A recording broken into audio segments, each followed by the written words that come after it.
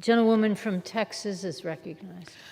I thank the manager for her leadership, and I thank all those who are on the floor that understand the indignity of massacres, racism, and devastating histories that our country has faced.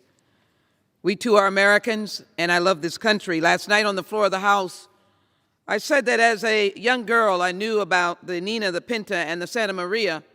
I knew about Columbus and Abraham Lincoln and George Washington, and that was well, though obviously there are challenges to that history even today. But that is what we knew. But we did not know the history, the slave history, or even the fact that there was something called Tulsa, Oklahoma, a bright and shining star of economic opportunity. This picture shows young girls dancing in a parade, just like today with cowboy hats on, doing the high school dance team, if you will. None of that was taught to any of us. This prosperous place.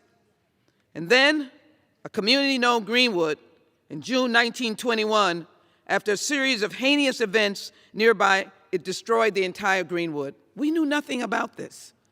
100 years, 3 living descendants. We'll be on our way. I want to thank the Congressional Black Caucus who championed this with me, and our Chairwoman Beatty, for understanding the validity of telling the truth.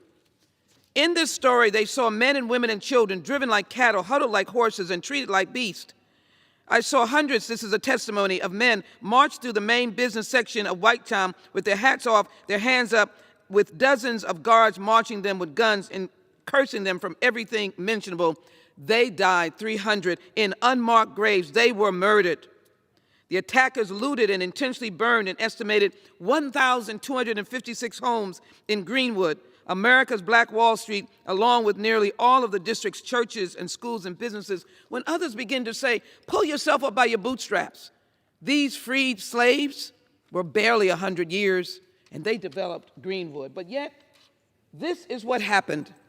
This is the body of a charred Negro killed in the riot. How many were like that? As I said, the death toll came about because something happened in an elevator. A word, something like Emmett Till said to a white woman. A firestorm of hatred and violence that is perhaps unequal in peacetime of history of the United States. The white mob destroyed almost 40 square blocks, left almost 9,000 Greenwood District residents homeless. And they continued. And so this is the story, 100 years. Look at the smoke of teeming buildings that were industries. People had ice cream parlors. People had restaurants and boarding houses burned to the ground.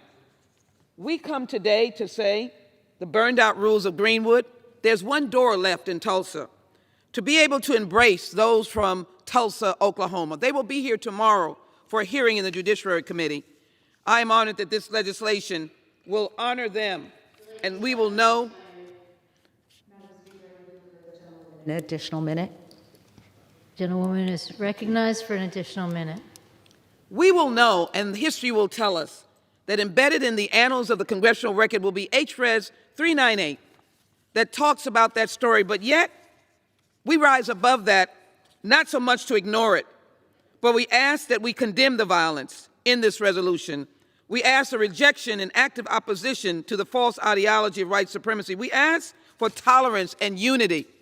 We ask, calling upon Americans to celebrate ethnic and racial and religious diversity. We too mourn those who were killed in Atlanta for Asian hate. And it says, encouraging all persons in the United States to reflect upon all of our history. Yes, we can rise above it, but we must know that the stories that are told says that Tulsa must have some repair. Some say reparations. And finally, as I close, we hear a testimony from the great-granddaughter of Howard and Harriet Ector. They were builders and pillars of Black Wall Street.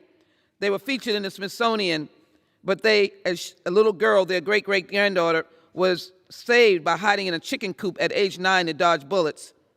It was a race war.